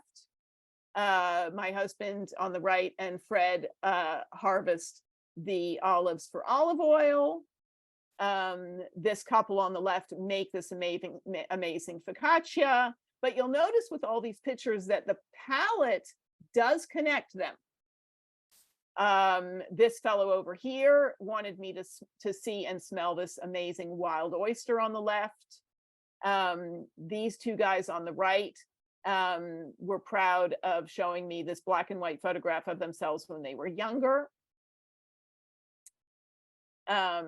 Here is Lori enjoying a glass of wine in Italy. So this is not maybe the greatest pairing in the world. I would not say this is so great, but and this is kind of a weird pairing. It's like, what on earth did they have to do with each other?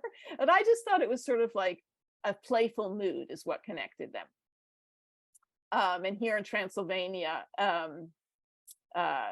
I can't remember her name on the left. She is a wonderful baker and she makes these traditional cakes. So, and obviously the palette connects them. So that's pairings. I'm going to have to skip past this because it's going on too long, and I encourage you to come to the next one. Very quickly, this is a portrait story I did of a Somali immigrant community in Lewiston, Maine, focusing on one person who was Nakan. And I spent about a week with her. So it's a portrait story. Okay, so starting with a portrait of her. She's at the school where her son goes. This is her home. I want to show her spaces and what they look like. I even want to show the inside of her refrigerator. Her husband and she take care of the grandchildren. So roles, as well as what spaces look like, as well as family. What her life is like, trying to wake up her teenage son who overslept, and she's not very happy with that. The kids doing their homework in the living room. A portrait of her husband. A portrait of her daughter, performing a religious ritual there. So to show religion, in other words. Downstairs in the basement, they have Quran school. So I thought that was interesting. What their neighborhood looks like. I mean, this is what their house looks like. That's their house, the door open there. They live right next door to this totally white family. So that was an interesting contrast. Waiting for the school bus in the morning, daily life. Just at the gas station. Going to the tiny little Somali neighborhood in Lewiston, teeny, just like half a block long. Going shopping with her daughter. Going grocery shopping at Walmart. And just this kind of, again, this kind of, Maine and America butts up against Somali culture. And she found work by doing what she did back in Somalia, which is being a farmer. But I want you to see that it's in Maine by showing you this architecture. And just her life as a farmer. And that's what really brings her the most joy. Okay, so, and then finally, what's so important in people photography that I do always without fail is to bring people photographs. I give them digital, but prints are real photographs. So that's very important. And I also make books. And I also now give Kathy, I keep referring to Kathy, she's in the audience there, and she makes the most incredible books. And now I'm starting to buy more books from her to give to people because her books are so beautiful. And giving a book to somebody is just, it's just so special. I gave this print to a blind girl. I knew she could see a tiny little bit, and she was just so thrilled with it in Vietnam. All right, thank you so much, everybody.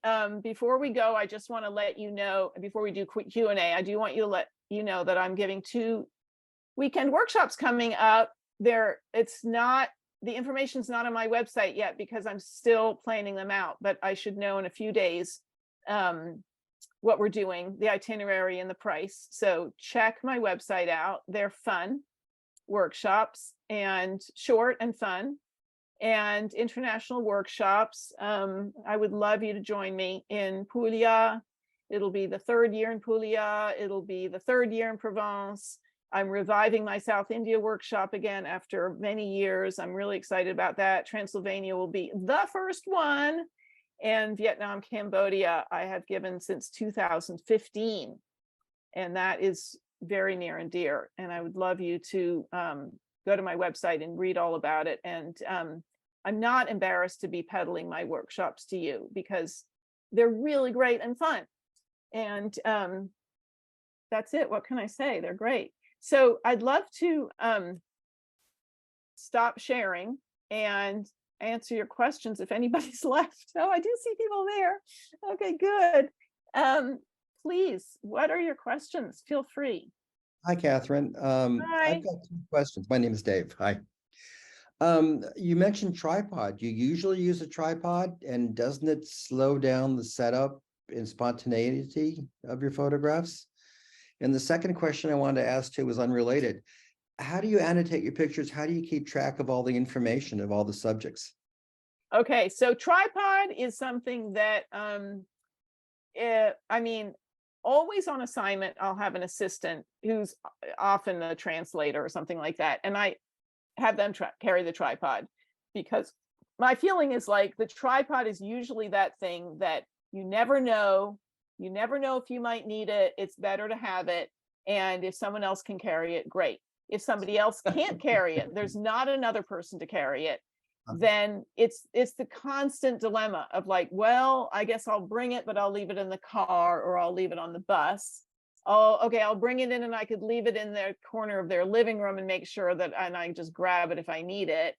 I mean, sometimes if I'm really serious about a photograph, like this is really important, and this might go on a gallery wall, huge, I better use a tripod for this. So if I'm really serious, let's grab that tripod. So It will improve the photographic quality that much, you think? oh yeah. Okay.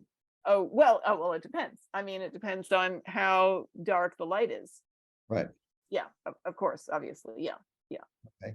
And let's see, the second question was how do I, well, the word was annotate. How do you Okay. keep track of all the information on the photographs? What do you use, a certain database, or how do you use the information and apply it to the photograph and remember it 15 years later? What do you use for that? Well, I mean, I did used to caption every single photograph that went to National Geographic or any magazine would get captioned. Like I spent so long captioning images, it was unbelievable. When do you mean caption? How did you do that? In the metadata. Okay. Yeah, I mean, right in the image, in the metadata of the image are all the captions. Yeah, I mean, you just go to caption field, whatever software program you're using. Okay. Yeah.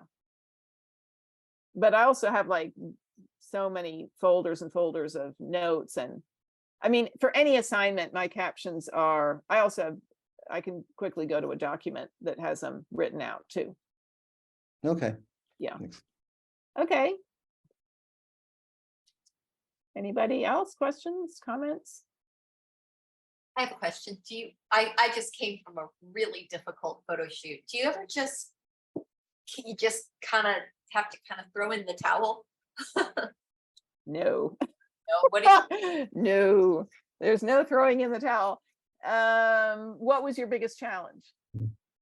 Mom was being a little controlling, I thought. Not your mom, another mom. No, the mommy. Yeah. Oh, I see. Like, Yeah. I would try to talk to the child and she would answer for her. And and you don't want to be mean and rude, but they're paying you and you want to do something great for them. And they're the biggest obstacle. Yeah. Yeah, that's tricky. So the client is the subject in this case. That's always tricky. That's always the worst, actually. The worst is when the person who's paying you is the person you're taking pictures of. That's the hardest kind of assignment to have, because you're trying to also please them instead of your photo editor or just you. And you don't really know what they like or want. So you already have that anxiety going on. And yeah, I mean, we're basically it's basically the category of like somebody's being difficult. I mean, a subject can, even the subject's not the client, they can just be very difficult and, you know, grimace or not want to be cooperative, or, I don't know. I mean, you just have to do everything you can that doesn't even have to do with photography. You got to pull out all your person stops. Was throwing grass because the toddler was throwing grass. No, I don't know what I wound up with, but it was Yeah, stressful, I think hot, and I think what I would have done, I would have said like, can we do this another day? I wanted to. Yeah, I would have tried. I would have been like, I can't deal with this now at all. And plus, I mean, it seemed like weren't you working in the dark? I Yeah. mean, not in the dark. I mean, did you not have natural light? Yeah, it was pretty bright. I mean, it was Oh, you did have natural light. Yeah. like it was just difficult because of the mama.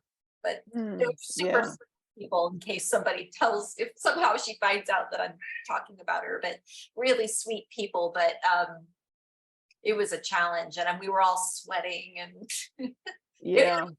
which is normal. And anyway, It's tricky. It's tricky. Yeah. yeah, I think I like your idea of just saying maybe your daughter is off today, when it's Yeah, really let's try this again another day. I mean, there are definitely times I've had where I'm like, I just don't want to be doing this right now at all. I just don't. Let's just try. I have to get out of here. I can't take this anymore. what I wanted to say. Yeah. Okay, I saw another hand up. Yes. Are you using vibration reduction lenses or in-body stabilized cameras? Yeah. And They for are that, IS. Yeah. yes, but then you still find the need of a tripod. The tripod, I want to emphasize that I don't use a tripod very much. I really don't. I'd use the tripod in an instance like this. Like it's a beautiful portrait situation, or an artisan in Vietnam or India or something, and it's so beautiful inside their dark little studio and house. And I don't want to shoot it above 1000 ISO. I mean, that would really be kind of a max for me on my Canon 5D Mark IV. I mean, 800, I'd like to do 100. And I'm getting a 15th of a second. I'm getting an 1/8 of a second at 5.6. And I don't want to shoot them at 2.8. I really don't. I really would like to shoot them at 5.6. And I don't want to lean I can't handhold it at an 1/8 of a second. What's my choice? Yeah. That's it. Yeah. Okay. And then of course, tripod means cable release and lock up the mirror if it's with my camera, not a mirrorless camera. And so turning off that's vibration reduction.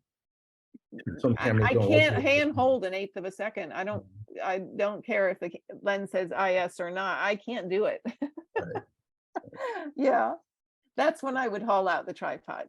Okay, thank you. Yeah, sure. Yes, I see. Somebody with glasses down there. Oh, Tish. Oh. Oh, Tish. Oh my God. Hi, Catherine. Hi, Nice to hi. see you again. See you. Do you do more straight out of the camera, or do you do a lot of cropping and a little bit of manipulation every now and then? Okay, so I shoot RAW unless I'm using the iPhone. Actually, I use RAW on the iPhone too.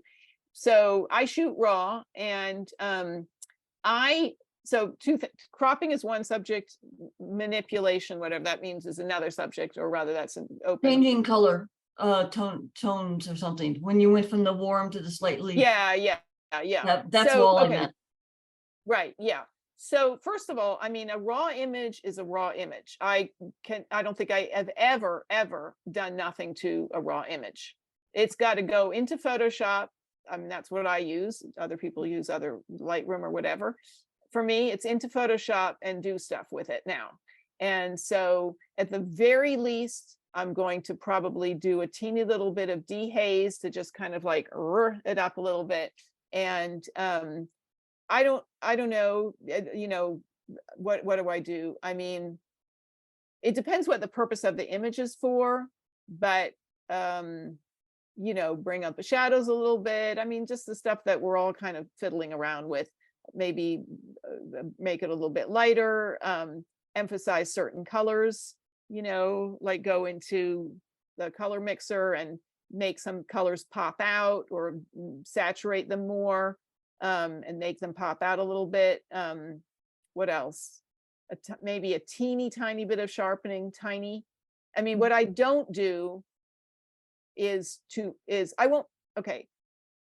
There's the word over process, and there's too much. Right. Those words are meaningless. Okay. It's well done processing and badly done processing. Mm. Okay. And then there's just subjective. Mhm. But what you see a lot these days that I don't like the look of is bringing up the shadows way too much, bringing down the highlights way too much, over sharpening way too much contrast. That's just not good processing to me. But I mean, you could spend 6 hours on an image Mhm. and to really make it amazing. Mhm. Yeah. And then, so with cropping, I used to be very purist about it. And I used to teach in a very purist, almost dogmatic way. Mhm. Now I don't think that's true at all. I think the thing with cropping is this: when you're shooting, you should not go, oh, I'll just crop it later. That's very lazy, and you're not really seeing. You're not looking at the edges, you're not looking at the corners, you're not really engaged. You can't just, well, crop it later. I mean, yeah, you can, but you can't crop like, I'll come down like this, then I'll take out that little bit, but I'll leave that in, and then I'll take that out. I mean, you can only go like that, you know? I mean, Right. I'm not talking about taking out elements and all that. And you go like this, and you lost that great thing that was down there. That was too bad. You come down like this and like, oh, but I like that little thing up there. And next thing you know, like, then it's out of balance. And I'm doing this one. And I mean, you have to trust that your original eye, probably you were balanced. Probably you saw in a more or less balanced way. You start cutting off to the right, it's a little wonky, and then you kind of a little to the left, a little bit more. But I do enjoy just sometimes just come right in on something and make it big. What I mean by that is, for example, okay, so I have to refer to Kathy because she's right there.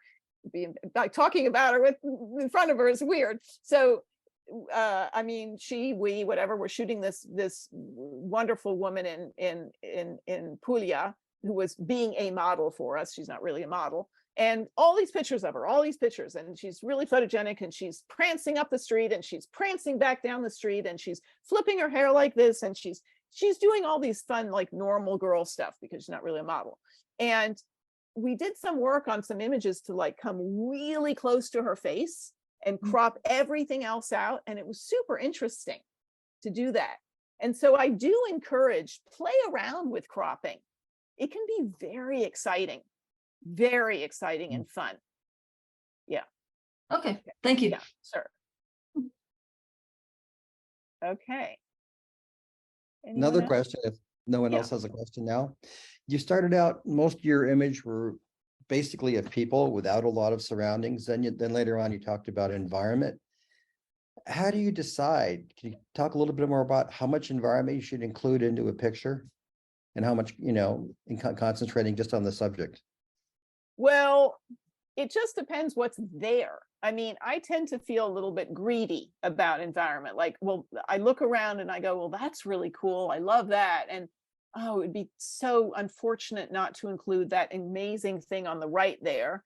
And like, I mean, look at that great poster he has.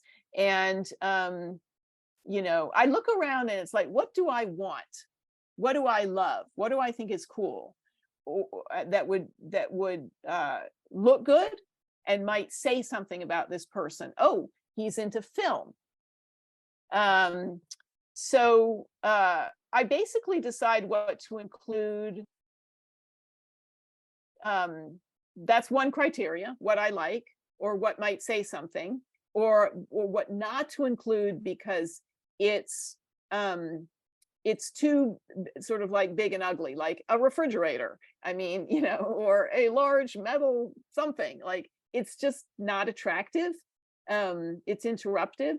So that's kind of how I decide. And then, I mean, it's hard to speak in such general terms. It's so case by case, but, you know, and then where's the subject going to be? What are they going to be doing? Are they going to look in the camera? Are they going to be close to the camera?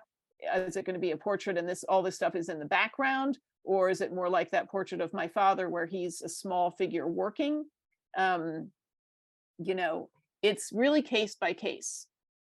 If you include the background, you want it to tell a story or enhance part of the story of what you're shooting in the subject? Well, it will. I mean, if it's their environment, it's why I'm very uncomfortable shooting not in somebody's own environment. I'm totally lost. I'm completely lost. Like I blank. Like if someone says, well, why don't we go and photograph at my friend Dave's house? I know, but that's Dave's house. That's not your house. I don't even know what to do here. I don't know how these things relate to you. I don't even know where to begin. That's why I'm also like probably would be a miserable studio photographer with just white. Although I'd like the challenge of that actually. Yeah. Yes. A great presentation. I really appreciated that, especially the way you deal with people. I'm not a people photographer, so I'm really trying to learn this stuff. And I think you gave an incredible presentation about how you go about it, working with your subjects. Especially, I found interesting how you compliment them and apologize. How you can use those as techniques. I could do that, I think. You know, so that's a great technique just there, but you gave so many that I think I can, you know, I'll watch the video and go back over them. And I was trying to make notes. And so I really appreciate the presentation. It was really good. Appreciate it. Thank you so much. Thank you. Yes. I want to echo what Donald just said. Thank you very much. I am a photography enthusiast, and most of what I photograph is nature and or still life and light, and people are something that I didn't even know what this presentation was about tonight. It's my first time attending the Fairfax Photo Club. So I'm super excited to be here, and it's very inspiring. And it's gotten me thinking about things now that I would have never, ever even thought about at all as far as taking pictures is concerned. So thank you. I'm glad. Well, let me interrupt for a minute. I mean, I don't mean to keep plugging things, but I mean, I love to teach. What can I say?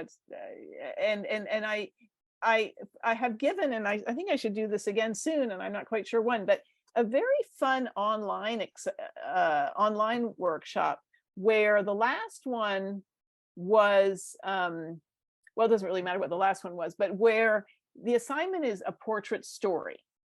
Okay, actually the last one was 3 sessions of you do a portrait story. So you find somebody to spend 3 weeks, or rather, you know, we have 3 sessions on it, let's say, and you do a portrait story on that person. I mean, Kathy here did one on her husband, Ken.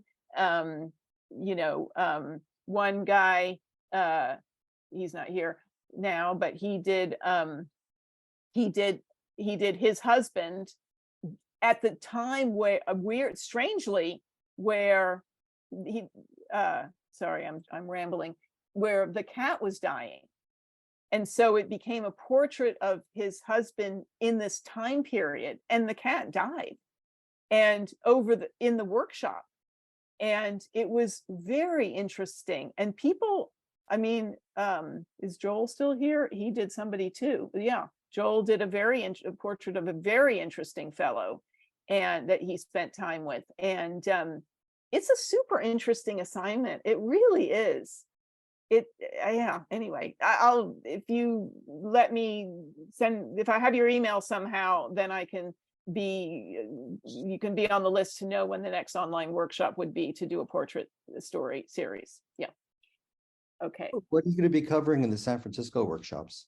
Well, San Francisco workshops, I've got 2 of them, and there's going to be a little overlap in the subject matter.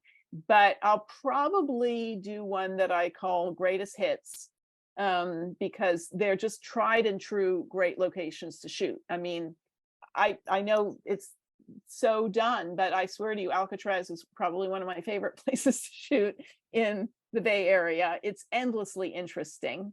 And street photography, Mission is great. Chinatown is great. North Beach is great. I mean, it never gets old. There's always something new to shoot. And then one's coming up. I usually try to have something a little bit different that you couldn't go there on your own. And so one will be in the afternoon going to this big artist building in Sausalito, where there's lots and lots of artists. And many of them have already agreed that we could come and photograph them, wherever we see. So portraits of them or them working or whatever.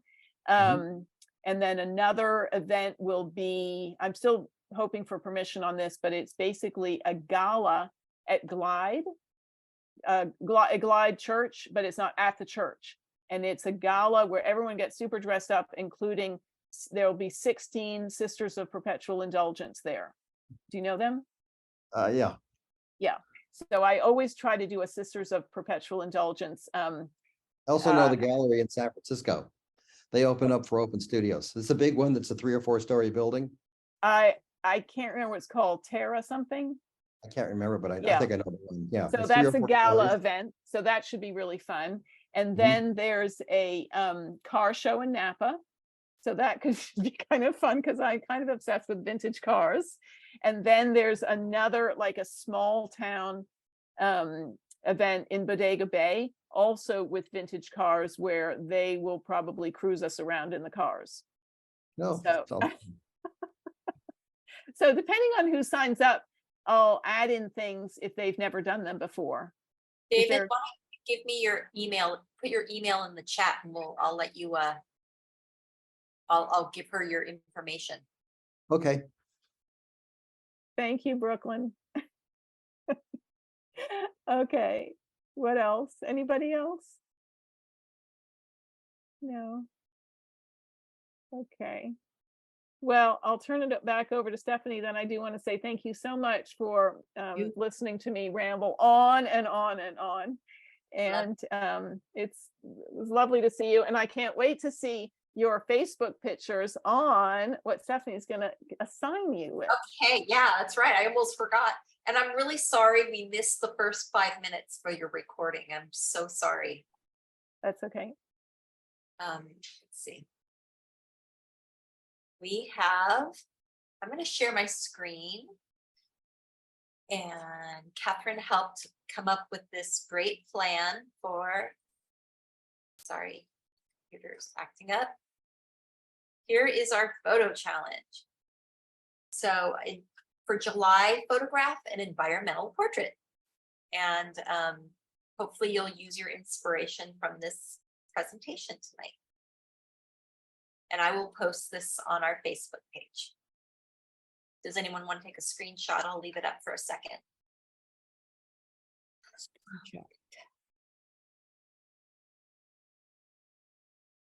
Thank you, guys. Sounds great. Stop sharing. Thank you, Catherine. It was really wonderful. Sure.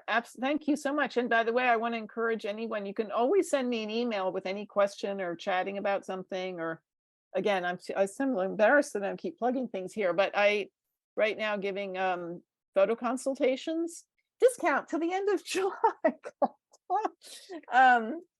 And they're, if you go to my website, you can see, but I mean, you can send me an email, we'll just chat anyway, but if you want to have a proper consultation on something then and go a little bit deeper, that's also can be really fun. Yeah. So or if you want to chat about your environmental portrait assignment too, I'm happy to chat. You can see I like to chat. Sorry, Joel. Sorry. Sorry, if you're going to make a plug, you have to have a testimony. So if you're here, you have it. You're a remarkable teacher. And the presentation, I'm sure when people look at it a second time, they will hear a different story. There's so many layers in it. Well, I hope so, because Joel's heard it about 35 times at this point. 3 times, I think. It's still different. I'm amazed at how much courage you need to take to get those pictures. Yeah. Yeah. Way. Okay, well, thank you very much, everybody. Thank you so much, Stephanie, for this wonderful opportunity. No. And thank you, Sandy, too, because Catherine was a wonderful, wonderful suggestion. Yes, thank you, Sandy. Thank you, Catherine from Ottawa. It's 12:30 at night. Oh, goodness. It was a fascinating presentation. Thank you. Thank you so Thank much. you. Great to Thank see you. everybody. Okay, 12:30. Take care. Bye-bye. bye, bye. Okay, mute.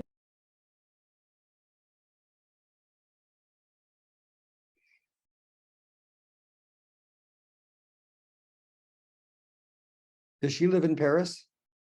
No, she lives in Mill Valley. I'm sorry? Mill Valley. Oh, I thought you said you lived in Paris. Okay, I was going, okay.